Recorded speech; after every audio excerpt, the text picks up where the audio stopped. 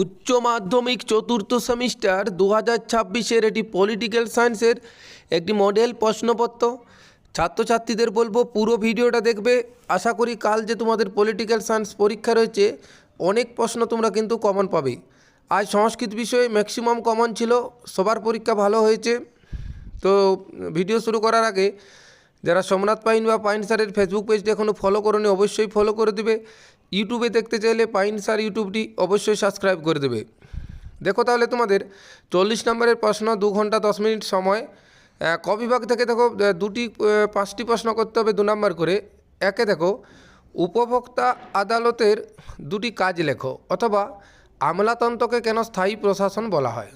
2 নম্বরে তুমি কি মনে করো যে এলজিবিটি অধিকারগুলি গুরুত্বপূর্ণ এবং কেন, অথবা দেখাও কিভাবে চিপকো আন্দোলন একটি নারী আন্দোলন। 3 74তম সংশোধনী আইনের 2টি বৈশিষ্ট্য আলোচনা করো, অথবা জেলা পরিষদের আয়ের উৎস।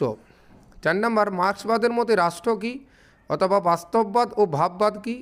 5 নম্বর কেন ইউরোপীয় ইউনিয়ন একটি সফল আঞ্চলিক সংস্থা, 2টি কারণ উল্লেখ করো, অথবা সার্কের 2টি উদ্দেশ্য উল্লেখ করো। 6 নম্বরে উপভোক্তা আদালতের 2টি কাজ লেখো, অথবা আমলাতন্ত্রকে কেন স্থায়ী প্রশাসন বলা হয়। খ বিভাগে দেখো তোমাদের 4 নম্বরে 3টি করতে হবে।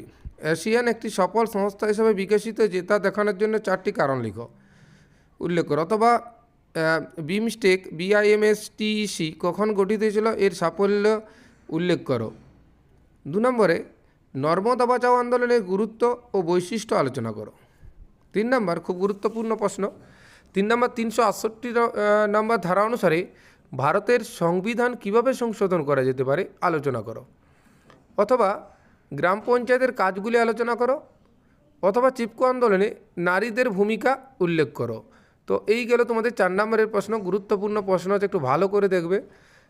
সেকশন সি অর্থাৎ গ বিভাগে আন্তর্জাতিক সম্পর্কের তত্ত্ব হিসেবে বাস্তববাদ ও আদর্শবাদের তুলনামূলক আলোচনা করো, অথবা উদারনীতিবাদের মূল বৈশিষ্ট্যগুলি সংক্ষেপে আলোচনা করো। 2 বিশ্বায়ন কীভাবে বিশ্বকে অর্থনৈতিক ও সাংস্কৃতিক ক্ষেত্রে প্রভাবিত করেছে তা মূল্যায়ন করো, অথবা বিশ্বায়নের বিভিন্ন রূপ আলোচনা করো। 3 ভারতের প্রধানমন্ত্রীর ক্ষমতা ও কার্যাবলী আলোচনা করো, অথবা পার্লামেন্টের গুরুত্ব কার্যাবলী আলোচনা করো। তো এখানে তোমাদের 3টি প্রশ্ন করতে হবে 6 নম্বরে, 6 3 18। তারপরে এখানে করতে হবে তোমাদের 12, 18 12 30 এবং এখানে 10 40। তো ছাত্রছাত্রীদের বলবো পুরো প্রশ্নটা একটু ভালো করে দেখো।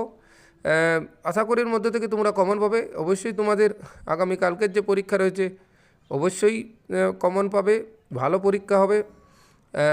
আগামী পরীক্ষাগুলোর জন্য সাজেশন অবশ্যই পাবে, ফলো রেখো। ধন্যবাদ।